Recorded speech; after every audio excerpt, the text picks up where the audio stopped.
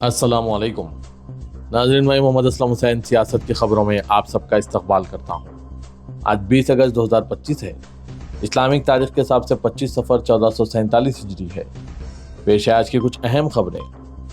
आज चारशंबे की सुबह हफ्तावार अवामी समात के दौरान दिल्ली की वज़ीर आला रेखा गुप्ता पर हमला करने की कोशिश की खबर सामने आई है। ये वाक़या वज़ीर आला की रिहाइशगाह पर अवामी समात के दौरान पेश आया। मुलजिम को गिरफ्तार कर लिया गया। दिल्ली के वज़ीर आला रेखा गुप्ता पर हमला करने वाले मुलजिम की उम्र 35 साल बताई जाती है। दिल्ली बीजेपी ने इस वाक़े की मजम्मत की है। बीजेपी लीडर रमेश भदौरी ने कहा है कि मुझे लगता है कि रेखा गुप्ता पर हमला करने की ये कोशिश अवामी समाज को पटरी से उतारने की नीयत से की गई। दिल्ली बीजेपी के तर्जुमान ने कहा है कि एक शख्स अवामी समाज के बहाने सीएम गुप्ता के पास पहुंचा। इसने पहले कुछ कागजात वज़ीर आला को दिए, फिर चीखना चिल्लाना शुरू कर दिया और थप्पड़ भी मारा। वज़ीर आला गुप्ता के साथ बदतमीजी की गई। आज के इस खबरनामे को MS एजुकेशन की जानिब से स्पॉन्सर किया जा रहा है। At MS Degree College, we empower confident, successful women through value-added courses. Explore henna and fashion designing to master creative skills and entrepreneurship. Join us to build a thriving career and a happy home. MS Degree College, your future begins here. Please click the link given in description for more details. बम की धमकियों की एक ताज़ा लहर ने कौमी दारकूमत दिल्ली को मुतासिर कर रही है, क्योंकि दिल्ली के मुतअद्दिद स्कूलों को आज चारशंबे की सुबह भी धमकियां में ईमेल्स मौसूल हुए, जिससे दिल्ली पुलिस और फायर सर्विसेज ने फौरी हंगामी रद्दअमल का इजहार किया।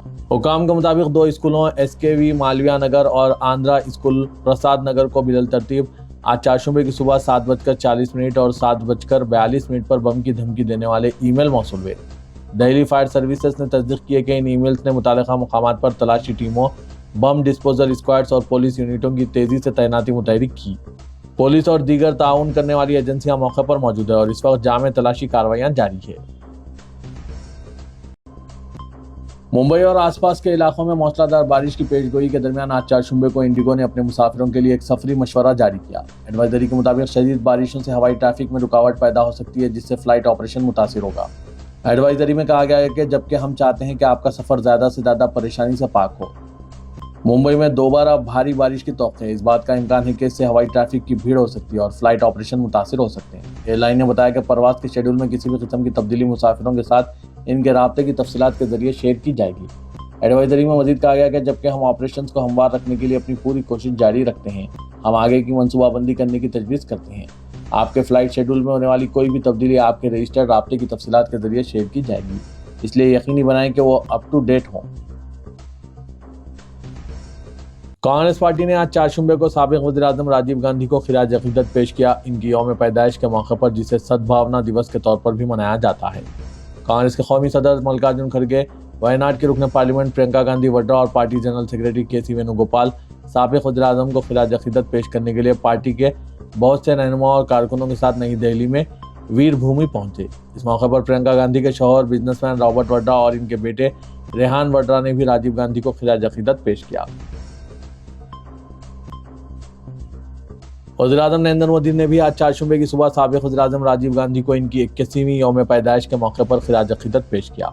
राजीव गांधी, जिन्होंने 1984 से 1989 तक हिंदुस्तान के वज़ीर-ए-आज़म के तौर पर खिदमत अंजाम दी, अपने वालिदा उस वक्त की वज़ीर-ए-आज़म इंदिरा गांधी के कत्ल के बाद ओहदा संभाला। 40 साल की उम्र में वो हिंदुस्तानी तारीख के सबसे कम उम्र वज़ीर-ए-आज़म बने। सोशल मीडिया प्लेटफॉर्म X पर वज़ीर-ए-आज़म नरेंद्र मोदी ने पोस्ट किया, आज इनकी यौम पैदाइश पर साबिक वज़ीर-ए-आज़म राजीव गांधी जी को मेरा खिराज अक़ीदत। हिमाचल प्रदेश के चंबा में आज चारशंबे की सुबह तकरीबन 1 घंटे में ज़लज़ले के 2 झटके महसूस किए गए। पहला ज़लज़ला आज अलग सुबह 3:27 पर चंबा में पेश आया, जिसकी शिद्दत रेक्टर स्केल पर 3.3 थी। दूसरा ज़लज़ला सुबह 4:39 पर आया, जो पिछले ज़लज़ले से ज़्यादा ताकतवर था और इसकी शिद्दत 4 थी। इसके अलावा पाकिस्तान में भी ज़लज़ले के झटके महसूस किए गए। कौमी ज़लज़ला पैमाना मरकज़ ने आज चारशंबे की सुबह ज़लज़ले के झटके की इत्तला दी। मरकज़ के मुताबिक चंबा में पहला ज़लज़ला सुबह 3:27 पर आया और इसकी गहराई ज़मीनी सतह से 20 किलोमीटर नीचे थी। तकरीबन 1 घंटे बाद आए ज़लज़ले का मरकज़ भी चंबा था। यहाँ सुबह 4:39 पर ज़लज़ले के झटके महसूस किए गए। ज़लज़ले का मरकज़ ज़मीन की सतह से 10 किलोमीटर नीचे था। ज़लज़ले के झटके महसूस होने के बाद लोग नींद से बेदार हो गए और घरों से बाहर निकल गए। कोई जानी और माली नुकसान की कोई इत्तला नहीं है।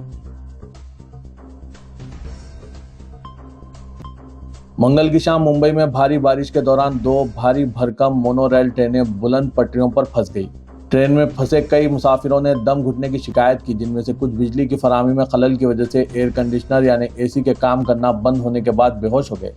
हालांकि सिर्फ एक मुसाफिर को अस्पताल में दाखिल कराना पड़ा और इसकी हालत मुस्तकिम बताई गई। हुकाम ने बताया कि मंगल की रात 782 मुसाफिरों को बचाया गया। Mumbai metropolitan region development authority ने कहा कि मूसलाधार बारिश की वजह से मज़ाफ़ाती लोकल ट्रेन खिदमत में खलल पड़ने से मुसाफिरों के पास कोई दूसरा रास्ता नहीं था और वो मोनोरेल पर सवार हुए। ट्रेन को बिजली की सप्लाई में खलल पड़ा, जिसकी वजह से ट्रेन अचानक भीड़ को संभालने में नाकाम रही। इंडियन रेलवे जहां ट्रेन के मुसाफिरों की सहूलत और हिफाजत के लिए मुख्तलिफ इक़दाम कर रही है, वहां अब रेलवे ने एक उसूल को सख्ती से नाफिज करने की तैयारी कर ली है, जो बिल्कुल एयरलाइंस के उसूलों जैसा होगा। बात हो रही है सफ़र के दौरान साथ ले जाने वाले सामान के वजन के बारे में, जिसे अब रेलवे एयरलाइंस की तर्ज पर कंट्रोल करेगी। हालांकि ये उसूल पहले से मौजूद था, लेकिन इसे पूरी तरह नाफिज नहीं किया जा सका था। अब मुसाफिर अपने ट्रेन के सफ़र में तयशुदा मियार के मुताबिक सामान ले जा सकेंगे। मुल्क के कुछ बड़े स्टेशनों पर सामान के वजन की हद पर सख्ती से अमल दरामद किया जाएगा। उसूलों के मुताबिक मुख्तलिफ क्लासों के मुसाफिरों के लिए मुफ्त सामान की हद अलग अलग होगी। फर्स्ट क्लास एसी में सफ़र करने वाले मुसाफिर 70 किलोग्राम तक का सामान साथ ले जा सकते हैं। अपोजिशन इत्तेहाद इंडिया ने साबिक सुप्रीम कोर्ट के जज बी सुदर्शन रेड्डी को आइंदा नायब सदर इंतखाब के लिए मुश्तरिका उम्मीदवार के तौर पर नामजद कर दिया है। यह फैसला मुतफ़क़ा तौर पर लिया गया, जिसका ऐलान कांग्रेस के सदर मल्लिकार्जुन खड़गे ने प्रेस कॉन्फ्रेंस में किया। कांग्रेस सदर मल्लिकार्जुन खड़गे ने कहा कि यह नायब सदर इंतखाब नजरियाती जंग है, जिस पर तमाम अपोजिशन जमातों ने इत्तेफाक किया है। यही वजह है कि बी सुदर्शन रेड्डी को मुश्तरिका उम्मीदवार के तौर पर नामजद किया गया। उन्होंने मजीद कहा कि आम आदमी पार्टी ने भी, जो इंडिया ब्लॉक का हिस्सा नहीं, रेड्डी की हिमायत का वादा किया है। अपोजिशन पार्टी के जरिए वोट चोरी के इंकशाफ के बाद इलेक्शन कमीशन के खिलाफ पूरे मुल्क में कांग्रेस कारकुनान एहतजाज कर रहे हैं, बल्कि इंडिया में हास के लोग भी एहतजाज में शामिल हैं। उत्तर प्रदेश के आगरा में कांग्रेस कारकुनान ने chief election commissioner Gyanesh Kumar के घर पर जबरदस्त मुजाहरा किया और वोट चोर गद्दी छोड़ के नारे लगाए। मुजाहिरीन एक जगह जमा हुए और जब चीफ इलेक्शन कमिश्नर के विजयनगर में वाक़ घर तक कूच करने लगे तो पुलिस की भारी नफरी पहुंच गई और मुजाहिरीन को रोकने की कोशिश की। इस दौरान पुलिस और मुजाहिरीन में तसादुम और झड़प का वाक़ा भी पेश आया। सुप्रीम कोर्ट ने आर्कियोलॉजिकल सर्वे ऑफ इंडिया को हिदायत दी है कि वह दिल्ली के महरुली में वाक़ आशिकुल्लाह दरगाह और बाबा फरीद की चिल्लागाह की मरम्मत और तज़य्युन व आराइश का काम अपनी निगरानी में करें। जस्टिस बी नागरत्ना और जस्टिस आर महादेवन की बेंच ने ज़मीर अहमद जमिलाना की दरख्वास्त पर यह हिदायत दी। जमिलाना ने दिल्ली हाई कोर्ट के इस हुक्म को सुप्रीम कोर्ट में चैलेंज किया था, जिसने दिल्ली के महरुली में वाक़ आसार क़दीमा के पार्क में वाक़ सदियों पुराने मजहबी ढांचे के तहफ़्फ़ुज़ की हिदायत देने से इनकार कर दिया था। हाई कोर्ट ने 13वीं सदी की दरगाह हज़रत आशिकुल्लाह और बाबा फरीद की चिल्लागाह के ढांचे के तहफ़्फ़ुज़ की हिदायत देने से इनकार कर दिया था। अदालत उज़्मा ने क़ब्ल अर्ज़ी गुज़ारों और दिल्ली डेवलपमेंट अथॉरिटी को हिदायत दी थी कि वो पहले अपना मामला अदालत की तरफ से तश्कील दी गई मजहबी कमेटी के सामने पेश करें। मुंबई में शदीद बारिश का सिलसिला जारी है और तकरीबन 300 मिलीमीटर बारिश रिकॉर्ड की गई। महाराष्ट्र में 12 हलाकतें हुई, सिर्फ नांदेड़ में 9 अफराद हलाक हो गए हैं। मेथी नदी की सतह में इजाफे की वजह से 400 तो 500 अफराद को मुंतकिल किया गया। कई सड़कें ज़ेर-ए-आब आ गई। सड़क और रेल फिजाई ट्रैफिक मुतासिर हुई है और आम जिंदगी मफलूज हो गई। कई मुकामात पर नदियां भरकर बह रही हैं और सड़कों पर सैलाब जैसे सूरत हाल है। फंसे हुए मुसाफिरों और गाड़ियों को ज़ेर-ए-आब सड़कों से गुजरने के लिए काफ़ी जद्दोजहद का सामना करना पड़ा और एक मरतबा फिर मुल्क के तिजारती दारकूमत का मानसून के दौरान सालाना चैलेंज नुमाया हुआ है। सेंट्रल रेलवे की लोकल ट्रेन सर्विस में खलल पड़ा, जिसकी वजह से मुसाफिरों को काफ़ी मुश्किलात का सामना करना पड़ा। रियासत गुजरात के फखरपुर ब्लॉक के बेलहरी मौजा के नौजवान शोएब की गुजरात में हुजूमी तशद्दुद में मारपीट के बाद इसे दवाखाने में शरीक किया गया। तफसीलात के मुताबिक शोएब अपने घर वालों की गुजर बसर के लिए मुंबई गया हुआ था और अपने घर वापस हो रहा था। वापसी की इत्तला के बावजूद 2 दिन तक घर न पहुंचने पर इसकी तलाश शुरू हुई। बाद में मालूम हुआ है कि इसे दवाखाने में शरीक किया गया क्योंकि हुजूमी तशद्दुद का शिकार हो गया। बताया जाता है कि शोएब मुंबई से दिल्ली जाने के लिए गलती से सूरत की ट्रेन में सवार हो गया। रास्ते में इसे पता चला कि इसने गलत ट्रेन में सवारी की। तकरीबन निस्फ शब के करीब वो रास्ते में स्टेशन से उतरकर दूसरी ट्रेन ना मिलने पर बस से दिल्ली जाने के लिए निकल जाता है, लेकिन रास्ते में इसे 4 से 5 शरपसंदों ने इसका पीछा करके इसे मारना शुरू किया और काफ़ी इसके साथ ज्यादती की गई। बेहोशी के आलम में शरपसंदों ने इसे सड़क के किनारे फेंक दिया, जिसके बाद शोएब ने अपनी दिल्ली में मुकीम रिश्तेदार को फ़ोन करके अपनी हालत के बारे में बताया। शोएब को फिलहाल کوشامبی کے دواخانے میں شریک کر دیا گیا، جہاں اس کی طبی جانچ کے بعد اس کا آپریشن بھی کرنا پڑا اور اس کی حالت تشویشناک بتائی گئی ہے۔ ناظرین، ملک میں ہجومی تشدد میں اضافہ دیکھا جا رہا ہے۔ مسلم نوجوانوں کو نشانہ بنا کر انہیں زدوکوب کیا جا رہا ہے۔ اس طرح کے واقعات کی روک تھام کے لیے کیا کرنے کے اقدامات کرنے چاہیے؟ آپ اپنے خیالات کمنٹ کے ذریعے ضرور بتائیے گا۔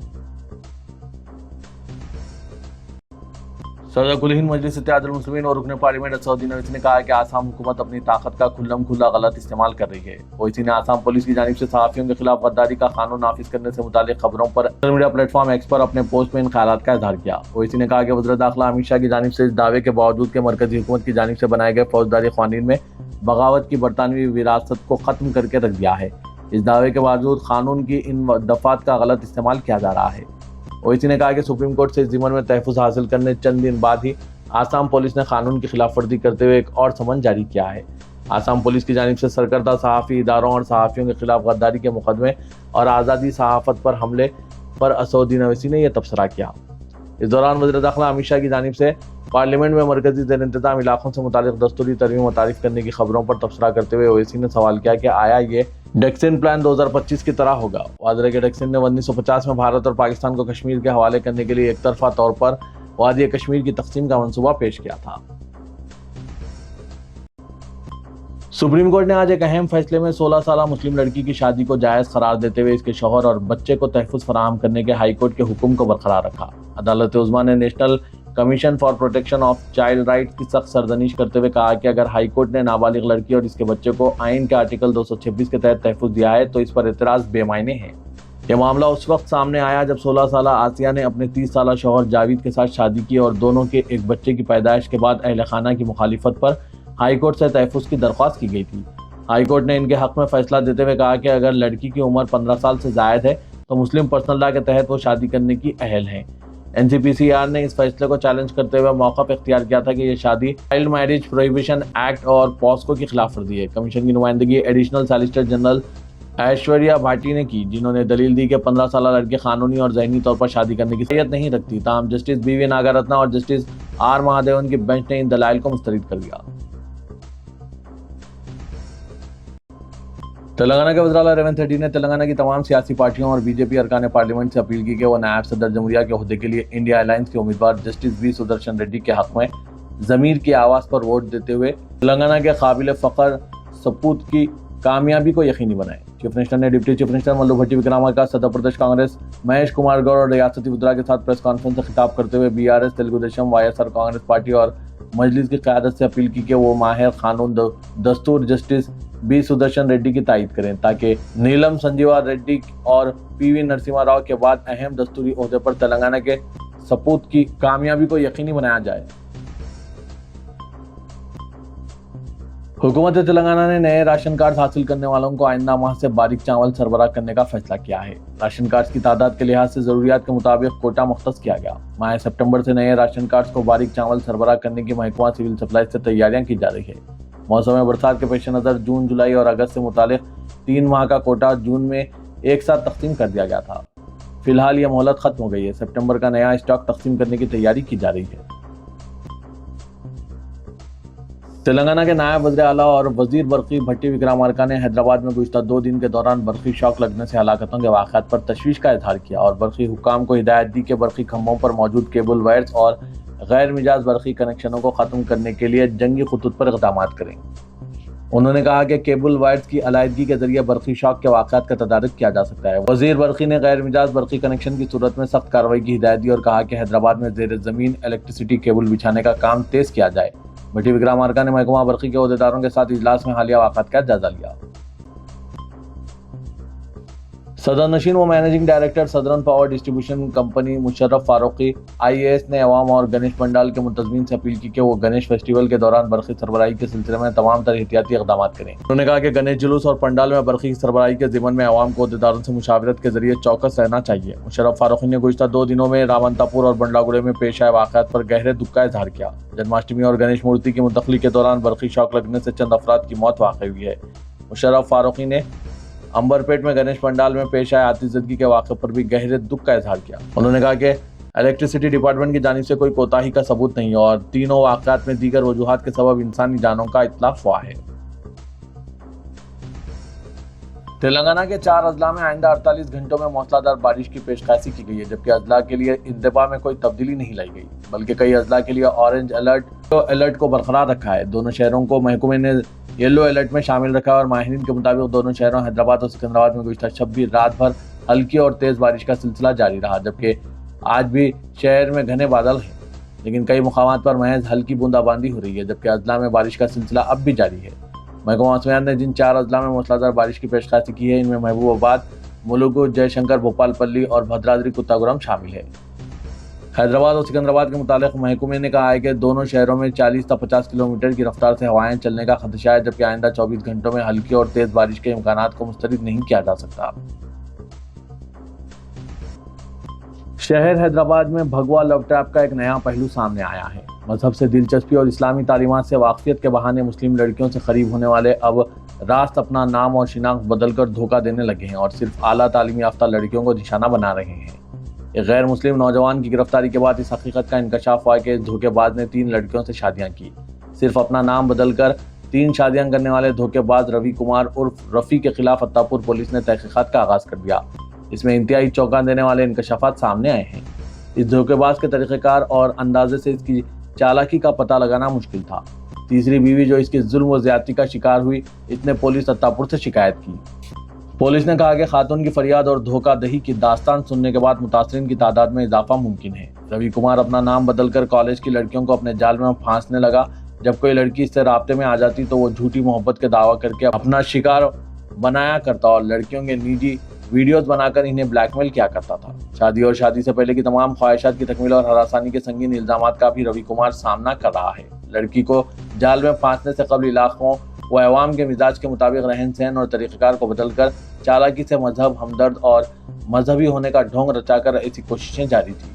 اکثر مسلم علاقوں میں ان دنوں بیرونی ریاستوں کے افراد بالخصوص نوجوان طبقہ زائد کرایہ ادا کر کے مکانات حاصل کر رہے ہیں۔ ایک طرف غربت و دوسری طرف مذہبی کمزوری، انٹرنیٹ اور سوشل میڈیا کا اثر ان دھوکے بازوں کے لیے مددگار ثابت ہوتے ہیں۔ بستیوں میں رات دیر گئے تک مسلم نوجوانوں کی بلا وجہ گشتی اور دوپہر تک آرام ان بدماشوں کے لیے مسلم لڑکیوں کو پھانسنا اور بستی میں منمانی حرکتیں کرنا آسان ثابت ہو رہا ہے۔ اتاپور کا واقعہ ملی و مذہبی تنظیموں کے لیے لمحہ فکر ہے اور بستی کمیٹیوں اور مقامی مساجد کمیٹیوں کو اپنی ذمہ داری کا احساس دلانے کی طرف اشارہ دے رہا ہے اور ایک خطرناک سازش کو ناکام بنانے، ایمان اور لڑکیوں کو بچاتے ہوئے لڑکوں میں ذمہ داری کے احساس کو پیدا کرنے کی ضرورت ہے۔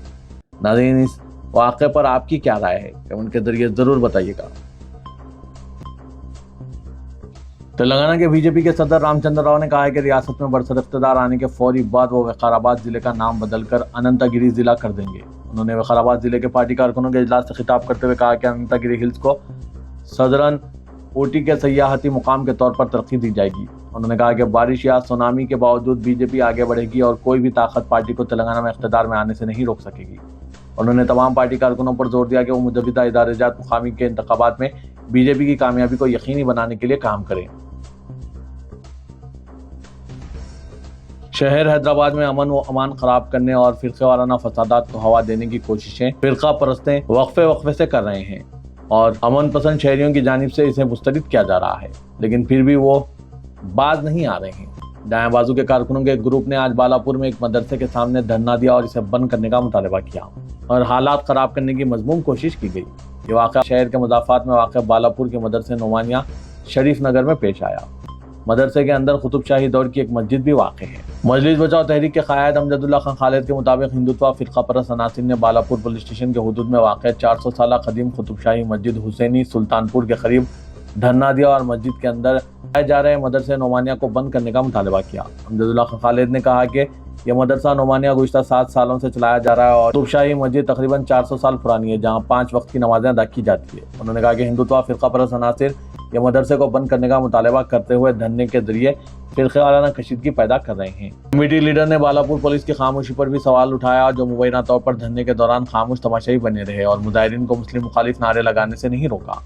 دھرنا تقریباً 2 گھنٹے تک جاری رہا۔ انتظامیہ نے میڈیا کو بتایا کہ مدرسے میں تمام طلبہ کا تعلق تلنگانہ سے اور دیگر ریاستوں سے کوئی بھی بچہ داخلہ نہیں لے رہا ہے۔